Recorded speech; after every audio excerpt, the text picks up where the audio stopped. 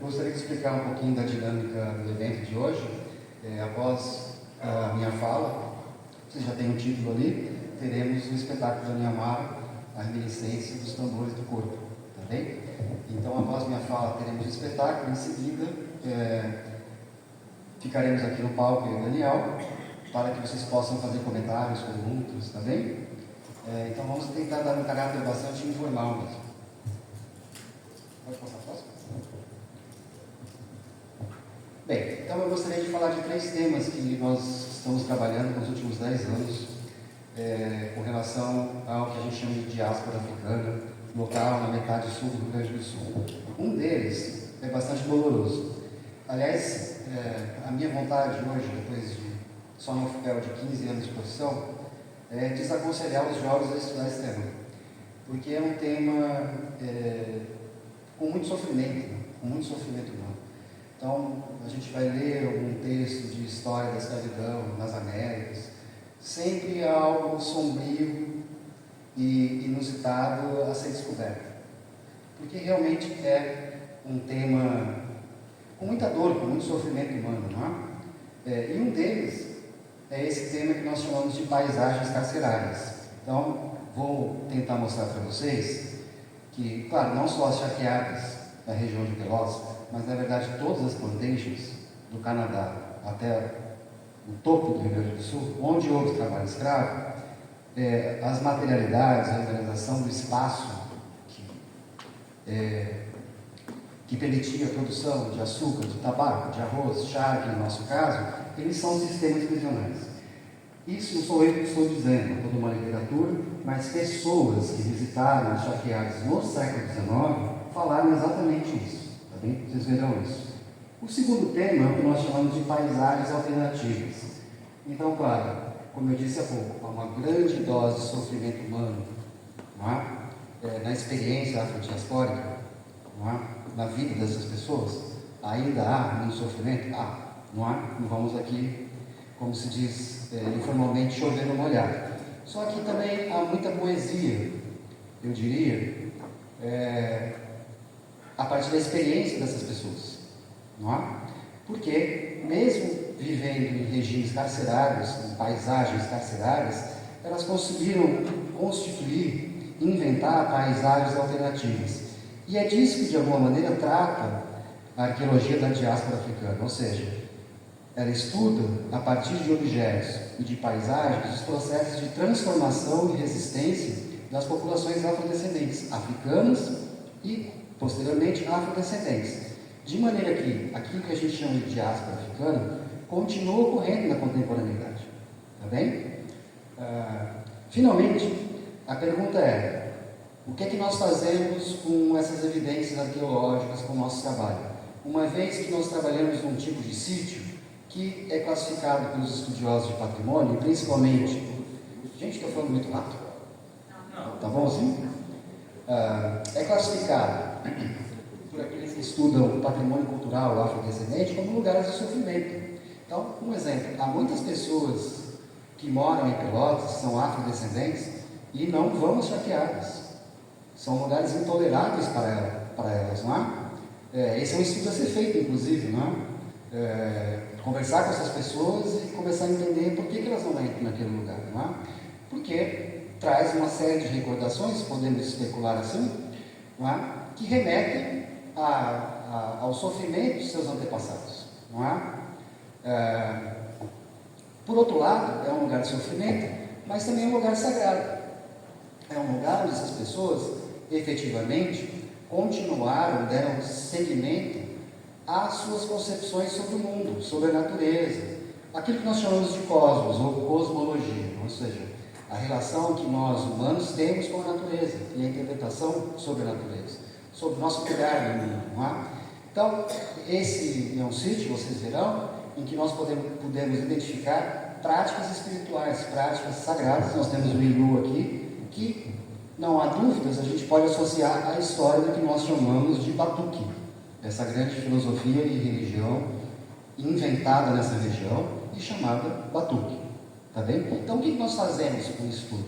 Vem daí nosso trabalho, desde 2017, com o Daniel Amaro, E mostrarei para vocês, ao final, alguns fragmentos de espetáculos que nós desenvolvemos juntos. Quer dizer, na verdade, nós desenvolvemos um juntos, não é? E eu entrei de gaiato depois, como se diz, né? Vocês verão, depois eu explico isso melhor. Pode passar. Bem, como eu não estou falando, suponho, né, que eu saiba duas pessoas da arqueologia aqui, o Alejandro Richard e o Gustavo Peretti Wagner, não é? Então nem todo mundo sabe o que é arqueologia, não é? Mas uma maneira muito simples de entender o que é arqueologia é pensar no seguinte: esse evento aqui hoje não ocorreria sem objetos, não é? Nós passamos boa parte da manhã atrás de cabos. Como é o nome dos cabos?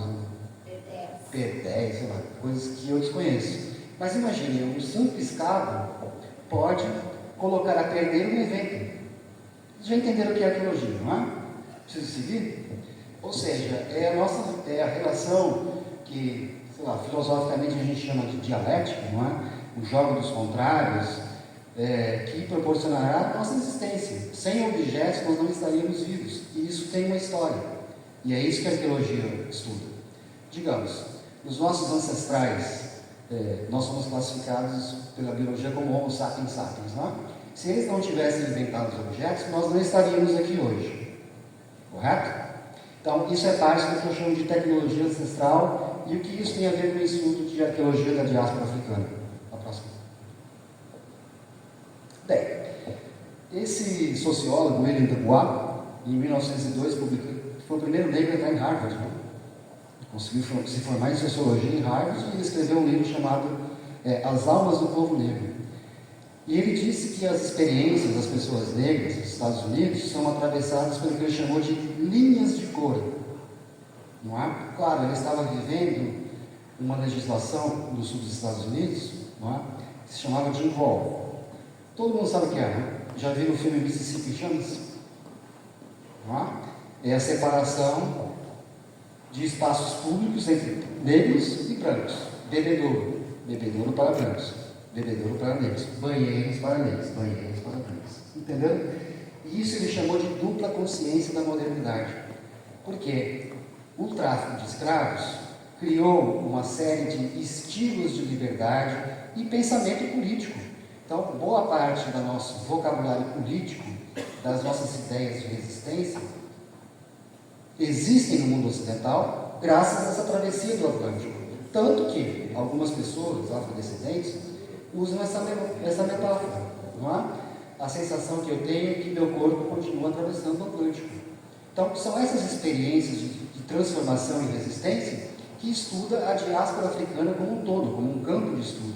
Só que a arqueologia foca-se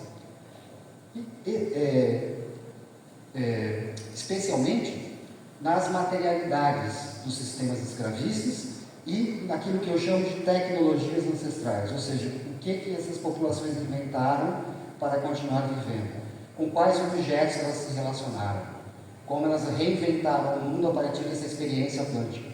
Ficou claro? Próximo, por favor. Bem, então vamos ao primeiro ponto, o mais doloroso, eu diria, não? Que são paisagens carcerárias. Então, esse não é um conceito meu também, é uma série de historiadores, e alguns deles, eles inventaram esse conceito para pensar a Virgínia, imagina, não? As plantations de arroz, que são cercadas por pântanos, não? Você já deve ter visto algum filme sobre isso também, não? Os quilombolas fugiam dos pântanos. Então, por que essa paisagem é carcerária? Porque ela é tão grande que a possibilidade de fuga é ínfima, muito pequena. Por isso é carcerária. Bem, já viram o Vento Levou? Hoje eu estou cinematográfico, deve ser o palco, não é? Estou bem escrevendo referências que eu estou lembrando agora. Já viram o Vento Levou? Não tem a cena que mostra a casa grande, ela é ladeada por grandes árvores, e o que eles chamam de cave, não, os slave quarters, a senzala, ela fica escondida do olhar da civilização, não é? Então, isso é um sistema carcerário, mantido pelo capataz. O que nós temos nos sistemas de chapeados aqui na região, eu vou dizer que não tem paralelo na América. Vou tentar mostrar isso agora. Próximo, por favor. Vamos passar isso, né? Na verdade, eu ia dizer que não há incompatibilidade entre capitalismo e liberalismo, tá bem? Volta, já que eu comecei. Não quero tomar muito tempo, por isso estou falando um pouco mais rápido. Não há incompatibilidade, isso é o que a gente chama de segunda escravidão. Por que segunda escravidão? Olhem aquela curva, aliás, as pessoas que quiserem podem acessar esse site, né? Transatlantic Slave Trade, é uma base de dados sobre o número de viagens. Por exemplo, você pode colocar lá Montevidéu e ele vai te dar um gráfico de quantas viagens vieram para Montevidéu trazendo africanos e africanas. É muito interessante o site.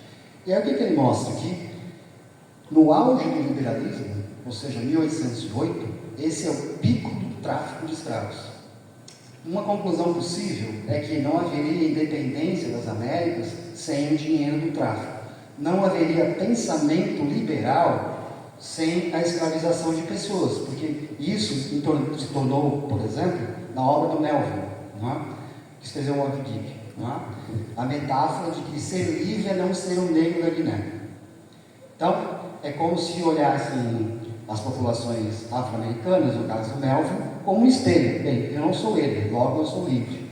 Então, tanto o pensamento liberal, como a Revolução Industrial, como as nossas independências, chamadas independências, foram financiados com o dinheiro do tráfico.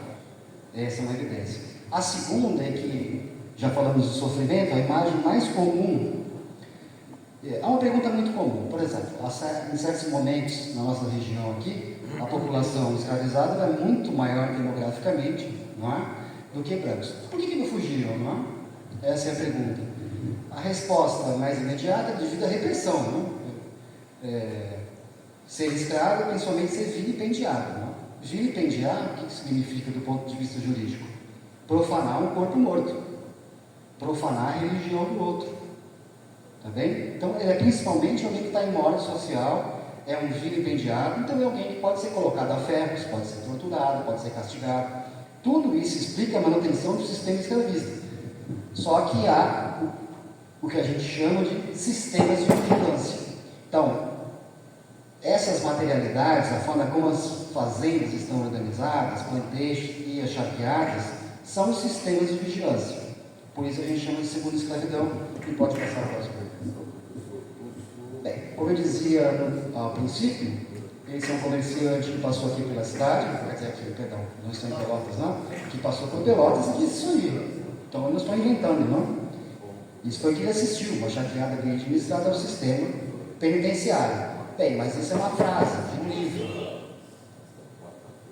Como é que nós mostramos isso do ponto de vista da construção da paisagem, dos objetos e do espaço? A próxima, por favor. E aí tomemos como modelo a charqueada São João, que começou a escravizar pessoas a partir de 1808, tá bem? Portanto, ainda durante o período colonial. A próxima. Não sei se todo mundo conhece a charqueada aqui, além do Daniel, enfim. Sim, né? Muito bem. Esse é o mapa de 1838, tá bem? E ele evidencia o seguinte: vocês estão vendo a bolinha branca, onde está São João, e as vermelhas? Então, ele listou, é um mapa muito preciso, embora tenha sido feito em 1838, não é? Foi feito por um topógrafo, não é? Alguém que mede o espaço, digamos assim.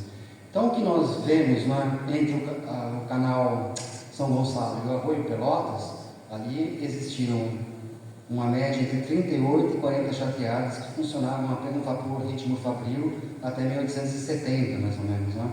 Então, notem que a São João, isso se repete com relação a outras charqueadas, se organiza num grupo de 5, 6 propriedades. 5 nesse caso. Não é? Próximo. E aí nós fizemos o seguinte cálculo a partir do estudo do espaço, digamos assim. Não é?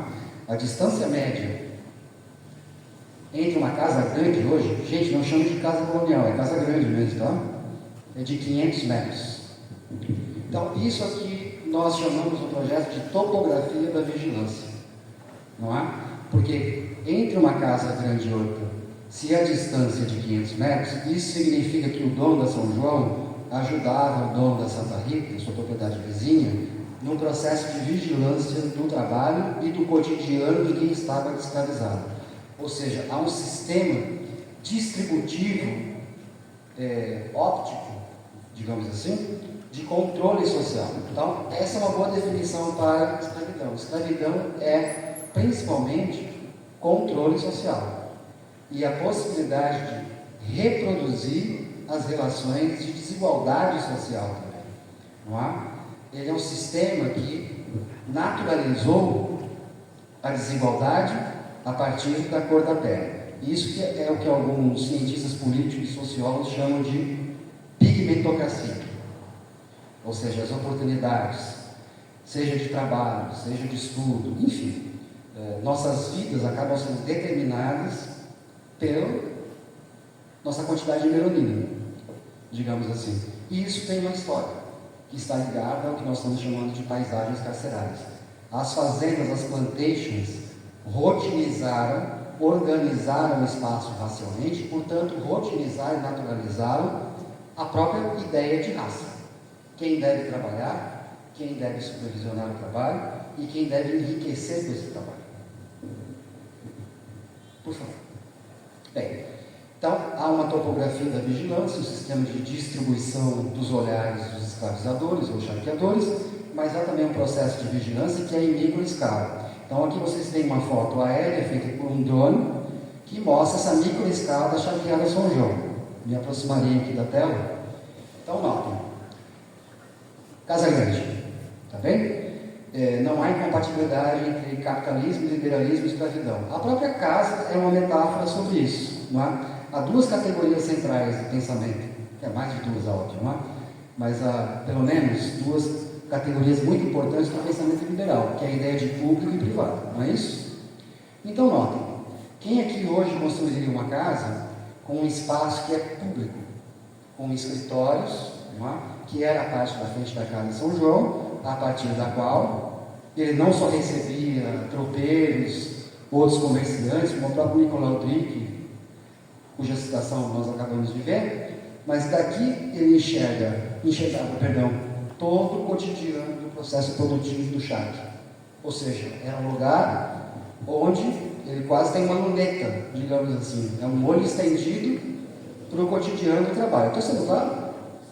Então, esse pátio interno divide as esferas do público e do privado. A questão é que, contemporaneamente, a gente tem essa experiência de estar a todo momento sendo publicizado por telefones, não? Por smartphones. A todo momento as pessoas estão sendo vigiadas hoje. Mas para nós hoje é inconcebível fazer uma casa nesses moldes, não é? Um pátio interno que separa a vida pública da privada. A vida privada está para trás do pátio. Só que das janelas laterais da casa, ele pode observar a senzala, o cotidiano da senzala. E ao lado da senzala há a casa do capataz. O Alejandro aqui também é arqueólogo, trabalha com o tema, acho que ele vai concordar comigo. Não há paralelo desse sistema de vigilância em outros lugares da América. Normalmente, inclusive, a casa do capataz fica num lugar mais alto, que lhe permitia vigiar o cotidiano dos escravizados. Aqui nós temos uma senzala colada à casa do capataz, é parede a parede, o que significa que ele podia ouvir o que as pessoas faziam no interior da senzala. Tá bem? Ficou claro o processo mais doloroso das paisagens carcerárias? Então passemos à próxima. Bem, para que vocês vejam, esse é o fragmento da senzala, não é? Notem que é um presídio, não é? Duas janelas, uma porta, e aqui a casa do capataz. Volta anterior, por favor, eu esqueci de... Anterior. Antes dessa, por favor. Esqueci de mostrar. Isso. Não, perdão. É que eu estava de costas também. Bem, aquela área circular ali foi a área que nós escavamos, tá bem? E onde pudemos constatar uma estrutura de senzala. Pode passar. Pode passar. Já estou tomando muito tempo. O mais interessante é a dança, não é? Por favor, daqui, não é? Isso. Bem, então antes de seguir com o que a gente chama de paisagens alternativas, vamos tentar explicar o que eu estou chamando de tecnologias ancestrais, tá bem? Então, a primeira coisa a se perceber é a seguinte: toda a história da modernidade, século XVI em diante, digamos assim, ela separou, do ponto de vista teórico, científico, cultura e natureza, não é isso? Então, a natureza é algo a ser controlado, dominado. Um exemplo, não é? É o que, para usar uma palavra mais difícil, ciência é a capacidade de predictibilidade, ou seja, prever o futuro. Um exemplo muito claro: todos os smartphones aqui têm um aplicativo chamado Tempo, meteorologia. Então, nós queremos adivinhar o futuro.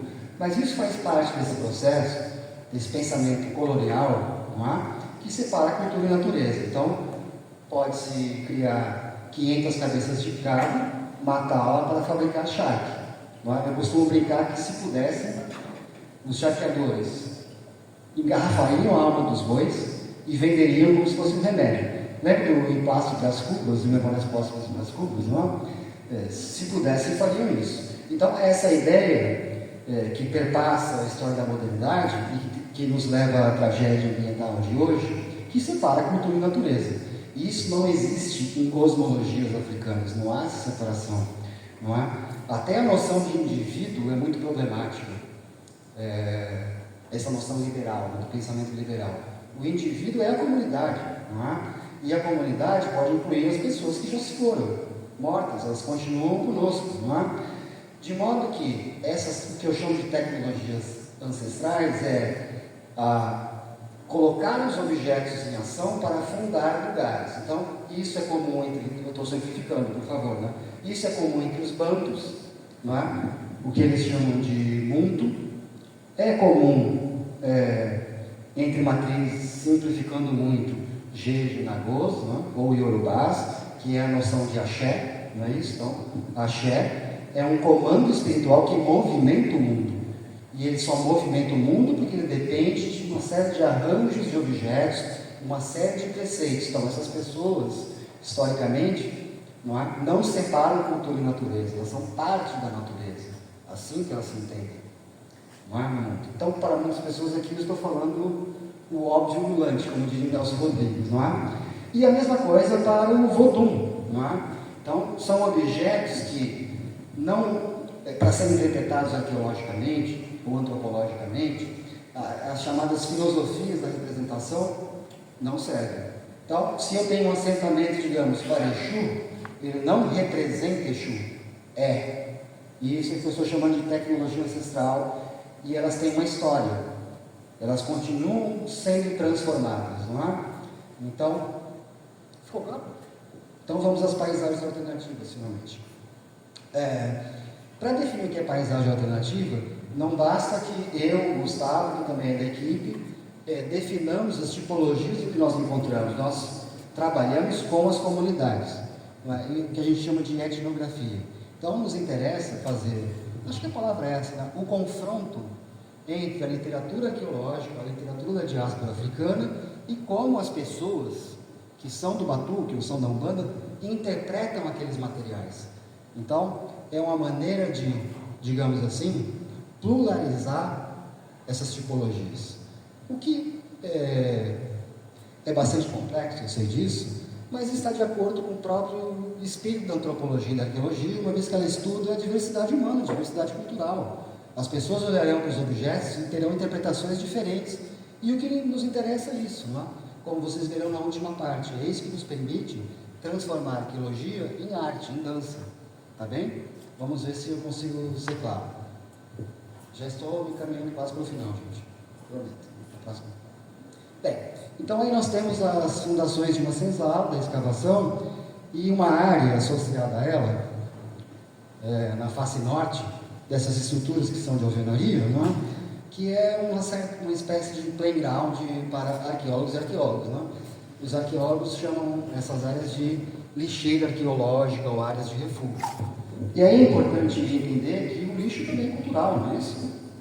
O lugar onde nós depositamos o lixo também é uma escolha humana, depende de símbolos humanos, não é? Por exemplo, reciclar o lixo. Agora, voltem ao século XIX, uma cidade como Arroio Grande tinha lixeiras que eram coletivas.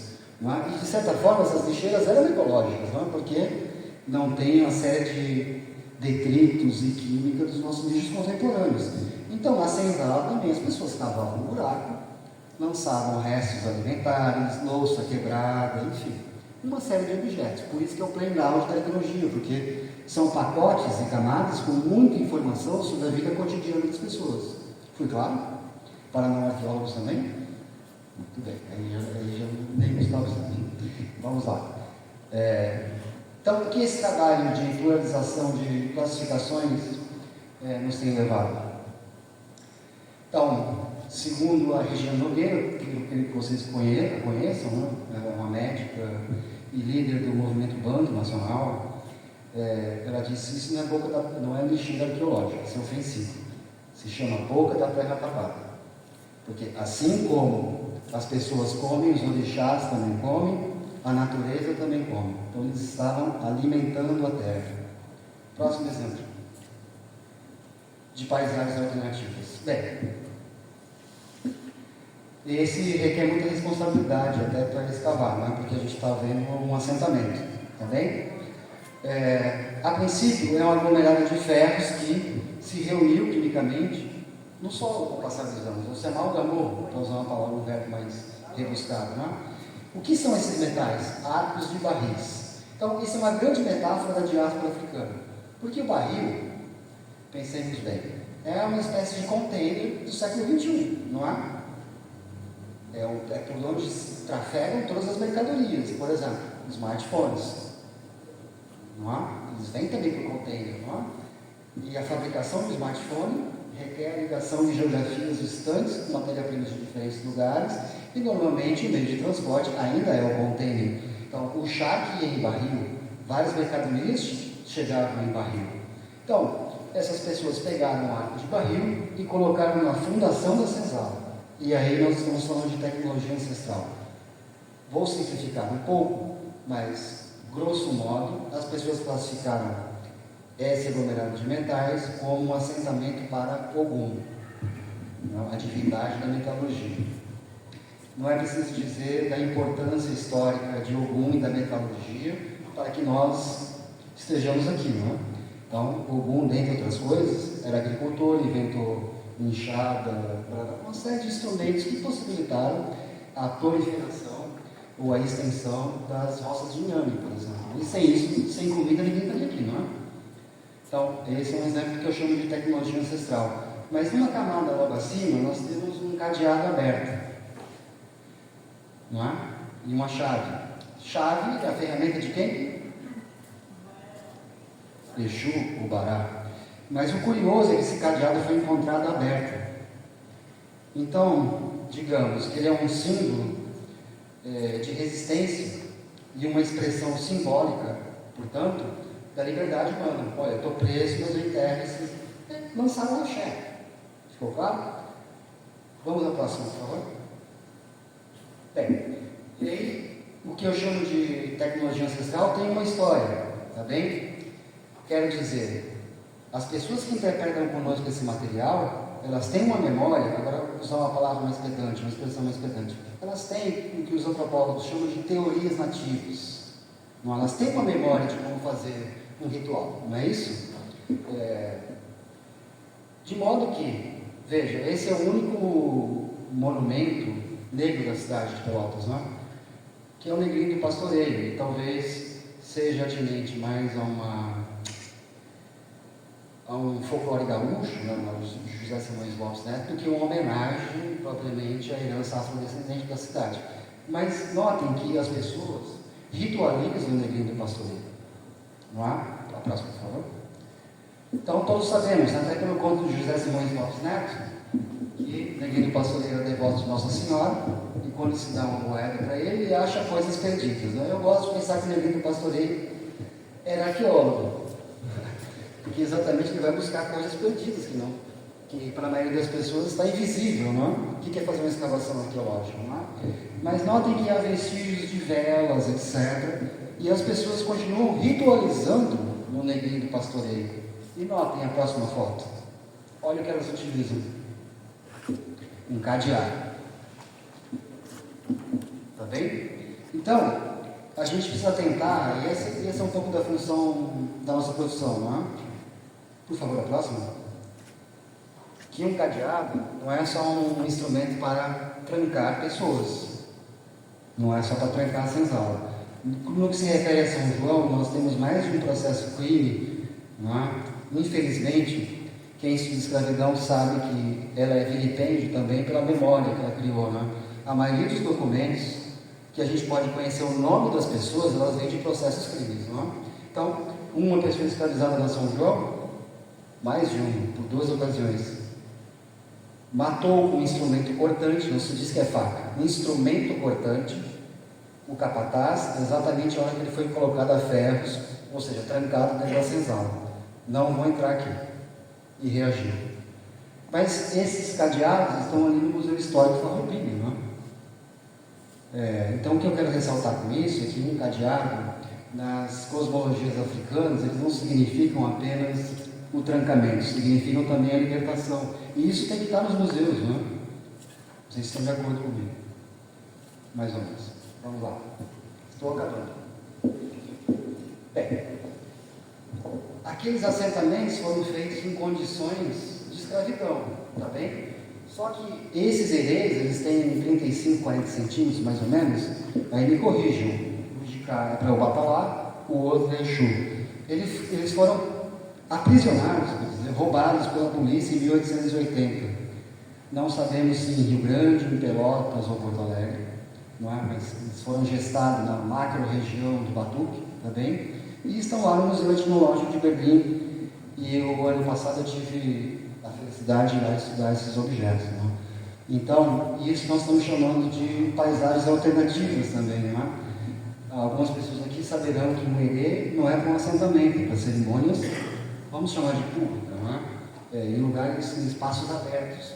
Porque o terreiro ele só surge no final do século XIX, começo do XX. Né? Todas as cerimônias eram em espaços abertos, né? Eram escondidas e eram perseguidas. Tanto que esses objetos, do meu ponto de vista, estão lá aprisionados. Eles estão presos. Mas podem notar a beleza dos objetos. Não é? Então, isso tem uma história, ele pode ser descrito em termos de história da arte, isso que eu quero dizer. Não é? Então, por favor, não imaginemos que essas pessoas não eram artistas e não eram grandes artesãs porque estavam na senzala e fizeram assentamentos, como o caso que nós vimos em São João, que alguém poderia ver como rudimentar. Não é rudimentar, é muito criativo, porque você pega um instrumento que é de opressão, que é o barril, que você tem que encher de charque, e depois, posteriormente, o bolso do escravizador, e transforma em outra coisa. Isso, para mim, é a metáfora. É a imagem mais exemplar do que eu chamo de diáspora africana. Só uma pergunta. O que é feito que não conseguiu enxergar? É uma escultura de madeira, ela é revestida com panos de chita e decorada com búzios e contas de colar. Tá bem? Desculpe passar tão rápido, a gente tem mas eu posso responder todas as questões que vocês tiverem depois do espetáculo. Bem, aí meu colega e amigo Gustavo Peretti Wagner fez esses desenhos dos cachimbos que nós encontramos no contexto da senzala da Chaqueada São João. Aí eu vou dizer o seguinte, assim, para arqueólogos, são cachimbos que a gente classifica como muito ordinários, muito comuns, coloniais. Né? Um deles, esse que está à esquerda de vocês acima, é classificado como cachimbo pelado, ou como motivos de contas do rosário, porque normalmente ele é encontrado em contextos das igrejas de negros e negras, né, coloniais, né, as igrejas do rosário, ou é chamado de pelado por conta que seria uma alusão a búzios, a jogo de búzios, também até aí a teologia vai. Vejam o que, do ponto de vista, entre aspas, de teorias nativas, a que tipo de classificação a gente pode chegar. Por favor. Isso não é um cachimbo, é o destino de uma pessoa. Então, para nós, o projeto interessa exatamente essa comparação ou esse confronto entre o que as pessoas veem e o que nós vemos. Um arqueólogo, só há dois aqui pelo que eu sei, jamais chegaria sozinho nessa classificação. E ela é uma síntese do que eu entendo por tecnologias ancestrais, a próxima, pelo seguinte. Vocês conhecem o quadro René Magritte? Está escrito ali, não é? Todo mundo está vendo cachimbo, não é? Mas embaixo ele escreve, isso não é um cachimbo. E aí um filósofo francês chamado Michel Foucault escreveu um livro só sobre esse quadro que se chama Isso Não É um Cachimbo, para dizer, nem sempre a coisa, o objeto, representa a realidade. Normalmente esse entendimento que a gente tem de arte, não é? da literatura, por exemplo, né? Tal livro representa tal coisa, tal período, tal realidade. Então ele está quebrando a nossa maneira de entender o mundo. Claro, era um homem ocidental, francês, etc. Mas isso tem a ver com a classificação anterior. Isso não é cachimbo, é o destino de uma pessoa, porque aquela decoração pode ter sido proveniente da atribuição do ori, do orixá de uma pessoa no ritual de iniciação. E o desenho, digamos assim, a configuração dos búzios, que determina o ori, pode ser estampada, reproduzida em diferentes objetos, inclusive no corpo humano, tatuagens. Finalmente, chegamos ao Daniel Amaro. Então, a minha pergunta inicial, o que é que nós fazemos com todas as informações? Não? Então, o nosso propósito ao juntarmos dança e arqueologia afro-brasileiras é construir espetáculos que permitam um pensamento antirracista, não é? Tem um sentido, digamos assim, pedagógico para evidenciação exatamente dessas poéticas que nós acabamos de descrever em termos de tecnologias ancestrais. Então, é uma maneira de publicizar ou estender para um público mais amplo, não apenas arqueológico, não só acadêmico, aquilo que nós fazemos, porque todos nós sabemos, não é? É uma acusação difícil, mas o racista é, antes de tudo, um ignorante, não é? Ele não sabe que boa parte da língua que ele fala é o que a Arielle Gonçalves, uma antropóloga negra, não é? Já falecida, chamava de preto-guês. E mais recentemente, uma etnolinguista, a Ieda Maria Pessoa, estuda há mais de 30 anos, né, isso, e há 2 anos ela lançou um livro chamado Camões com Dendê, olha que título maravilhoso, não é? Mostrando que pelo menos 60% do vocabulário falado no Brasil advém de línguas ou de matriz banto ou de matriz iorubá. E o final do livro traz um glossário com essas palavras, não é? Quase metade do livro, 25% do livro é o glossário, não é? E é resultado de uma pesquisa de 30 anos. Então, o racista, ele não sabe nem a língua que ele está falando, não é?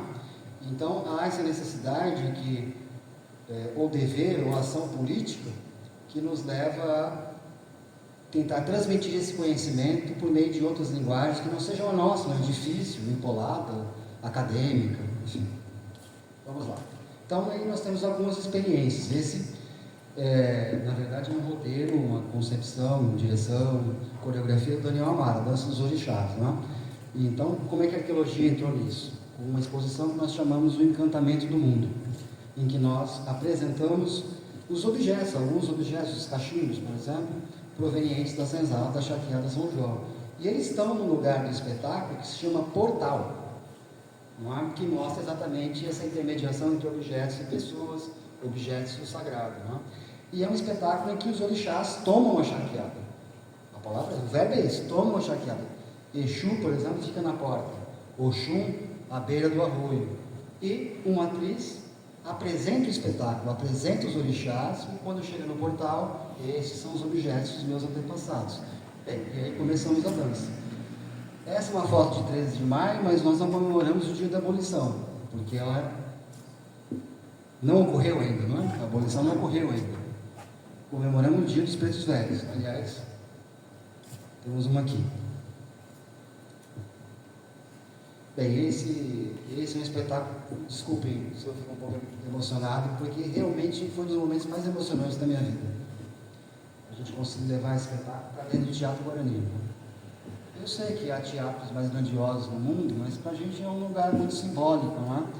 Então, aquele assentamento que vocês viram, ele foi roteirizado, e a coreografia desenvolvida pelo Daniel Amaro e pelo Paco Gomes, um roteiro que os 3 escreveram juntos, conta a teogonia de Ogum, da África até aqui, do Ogum menino, Ogum agricultor, até chegar a Pelotas, né? Vocês estão vendo um momento do espetáculo em que o assentamento, claro, a simulação do assentamento é levado ao palco. E aí o Daniel vai poder falar depois disso quando a gente for debater, mas as pessoas realmente foram a delírio, o teatro estava cheio, E foi a única vez, Gustavo, que eu ouvi alguém falar para mim, viva o FIPEL. O público disse isso, viva o FIPEL. E eu nunca esperava ouvir isso, né? Porque eu sou o último a dar vivos ao FIPEL. Diga-se de passagem. Próximo. Bem, aí chegamos finalmente à reminiscência dos tambores do corpo, que é o espetáculo que vocês verão agora, tá bem? Então, esses vidros são vidros reciclados, tá bem? Na verdade, é um tipo de ferramenta muito comum, começou com a colonização, né? A gente encontra nos fortes argentinos, em contextos indígenas, entre aspas, contato com europeus, mas é um tipo de ferramenta muito comum, a gente pode dizer, do Canadá para cá agora, tá? E serve para várias coisas, para raspar cesto, vidros para fazer cesto, em alguns casos, o Dedré representou isso, não é?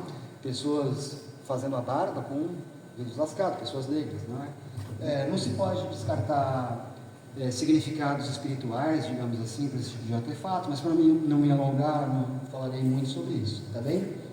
Então, qual a relação desses vidros lascados? A próxima. Mais uma vez, desenhos do Gustavo, tá bem? Com os reminiscentes dos tambores do corpo. Que o espetáculo conta exatamente a trajetória dos diferentes ritmos africanos que atravessaram o Atlântico, deram origem, bem, do samba ao jazz, para simplificar, não é? E todos esses ritmos, aí os músicos presentes, por favor, me perdoem, não é? Realmente não tenho condições, ao próximo, de explicar com profundidade o conceito de síncopa, né? Então, síncopa é o tempo fraco que antecede o tempo forte nessas músicas de origem africana. E esse intervalo de tempo fraco e tempo forte tem um vazio. Esse vazio, bem, todo mundo, eu não sei dançar, perdão, senão até daria um passinho de samba, mas ele é preenchido ou com palmas ou com requebros, tá bem? Então, isso é uma metáfora do que tem a ver com vidros lascados, não é? É uma metáfora, não é? Porque fabricar um vidro lascado requer, de certa forma, uma síncopa, não é? O Gustavo explicaria melhor do que eu, porque ele é especialista em material lítico, não é?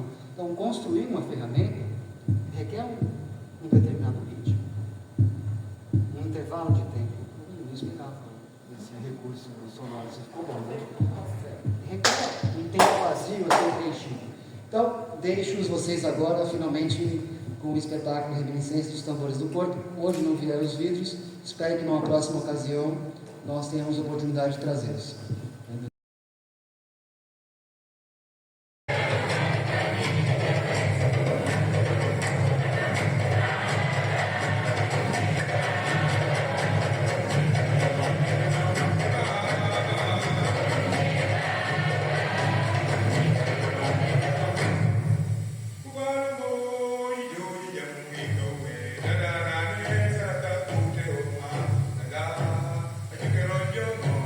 Da